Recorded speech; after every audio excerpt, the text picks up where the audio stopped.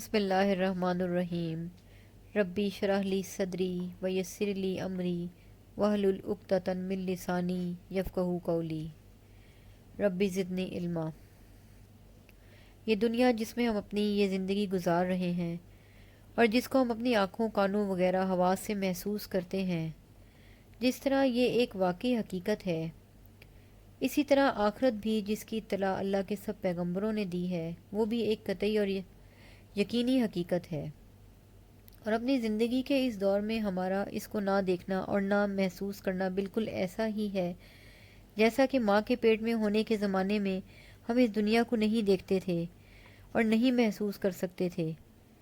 پھر جس طرح ہم نے یہاں آ کر اس دنیا کو دیکھ لیا اور زمین و آسمان کی وہ ہزاروں لاکھوں چیزیں یہاں ہمارے مشاہدے میں آ گئیں جن کا ہم ماں کے پیٹ میں تصور بھی نہیں کر سکتے تھے، اسی طرح مرنے کے بعد عالم آخرت میں پہنچ کر جنت و دوزخ کو اور اس عالم کی اس تمام چیزوں کو دیکھ لیں گے اور پا لیں گے جن کی اطلاع اللہ کے پیغمبروں اور اللہ کی کتابوں نے دی ہے۔ الغرض ہماری یہ دنیا جس طرح ایک حقیقی عالم ہے، اسی طرح آخرت بھی مرنے کے بعد سامنے آ جانے والا ایک حقیقی اور بالکل واقعی عالم ہے۔ ہمارا اس پر ایمان ہے اور نقل و عقل کی روشنی میں ہم کو اس کے بارے میں الحمدللہ پورا وثوق اور اطمینان ہے۔ پھر دنیا کے بارے میں ہم کو یقین ہے کہ یہ اور اس کی ہر چیز فانی ہے، بخلاف آخرت کے کہ وہ غیر فانی اور جاودانی ہے، اور وہاں پہنچنے کے بعد انسان بھی غیر فانی بنا دیا جائے گا، یعنی اس کو کبھی ختم نہ ہونے والی دوامی زندگی عطا فرما دی جاوے گی۔ اس طرح وہاں اللہ کے سعید اور خوش نصیب بندوں کو جو نعمتیں عطا ہوں گی، ان کا سلسلہ بھی ہمیشہ ہمیشہ جاری رہے گا اور کبھی منقطع نہ ہوگا۔ اسی کو قرآن مجید میں فرمایا گیا ہے، عطان غیرہ مجذوذ، وہ عطائے خداوندی جس کا سلسلہ کبھی بھی منقطع نہ ہوگا۔ اور اسی طرح جن اشقیاء کی بغاوت اور سرکشی اور کفر و استکبار کی وجہ سے اللہ تعالیٰ کا غضب ان پر ہوگا، ان کی تکلیفوں اور ان کے عذاب کا سلسلہ بھی کبھی ختم نہ ہوگا، جیسا کہ جہنمیوں کے بارے میں جا بجا فرمایا گیا ہے، خالدین فیہا ابدا، وہ ہمیشہ اسی جہنم میں پڑے رہیں گے، وما ہم بخارجین من النار، وہ دوزخی کبھی بھی دوزخ سے نکل نہ سکیں گے، لا یقضی علیہم فیموتوا ولا یخفف عنہم من عذابہا، دوزخیوں کو موت بھی نہ آئے گی کہ مر کر ہی عذاب سے چھوٹ سکیں اور ان کے عذاب میں تخفیف بھی نہ کی جائے گی۔ اسی طرح اللہ کے پیغمبروں اور اللہ کی کتابوں کی بتائی ہوئی اس حقیقت پر بھی ہمارا ایمان ہے کہ دنیا کی نعمتوں اور لذتوں کے مقابلے میں آخرت کی لذتیں اور نعمتیں بے انتہا فائق ہیں، بلکہ اصلی لذتیں اور نعمتیں آخرت ہی کی ہیں،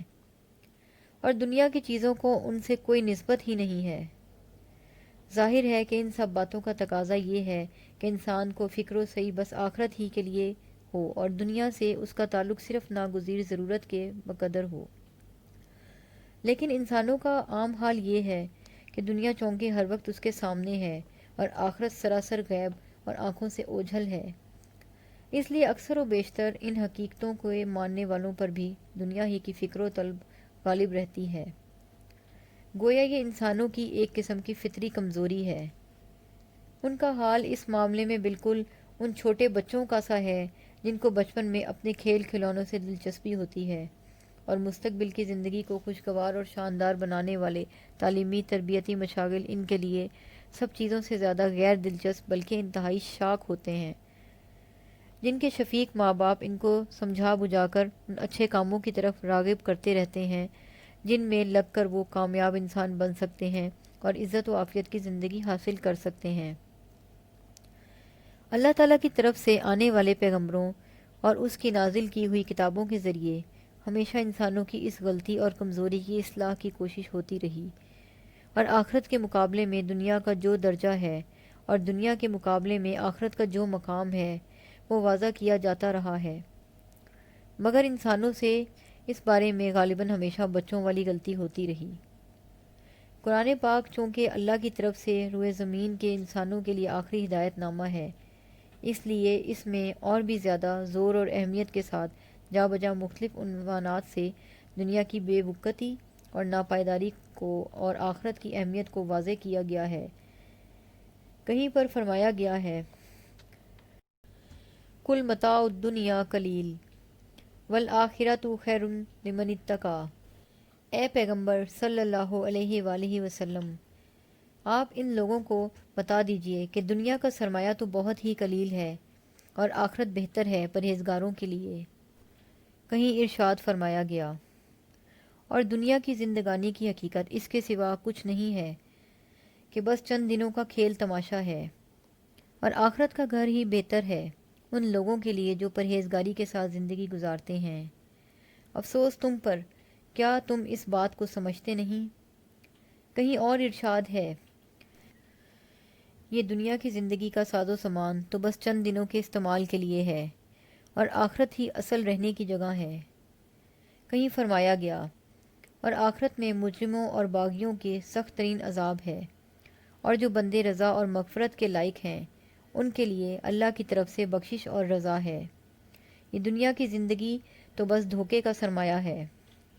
الغرض اللہ کی طرف سے آنے والے پیغمبروں اور اس کی نازل کی ہوئی کتابوں نے انسانوں کی ہدایت اور رہنمائی کے لیے اور آخرت کو کبھی نہ ختم ہونے والی زندگی میں ان کو کامل فلاح و بہبود کے مقام تک پہنچانے کے لیے جن چند خاص نقطوں پر بہت زیادہ زور دیا ہے، ان میں سے ایک یہ بھی ہے کہ انسان دنیا کو بالکل حقیر اور بے قیمت سمجھے اور اس سے زیادہ جی نہ لگائے اور اس کو اپنا مقصد مطلوب نہ بنائے، بلکہ آخرت کو اپنی اصل منزل اور اپنا دوامی وطن یقین جانتے ہوئے اور دنیا کے مقابلے میں اس کی جو قدر و قیمت اور جو اہمیت ہے اس کو پیش نظر رکھتے ہوئے وہاں کی کامیابی حاصل کرنے کی فکر کو اپنی تمام دنیا کی فکروں پر غالب رکھے۔ بس انسان کی سعادت اور آخرت میں اس کی کامیابی کے لیے گویا یہ شرط ہے کہ دنیا اس کی نظر میں حقیر اور بے قیمت ہو اور اس کے دل کا رخ آخرت ہی کی طرف ہو۔ اللہ تعالی ہم سب کو عمل کی توفیق دے، آمین۔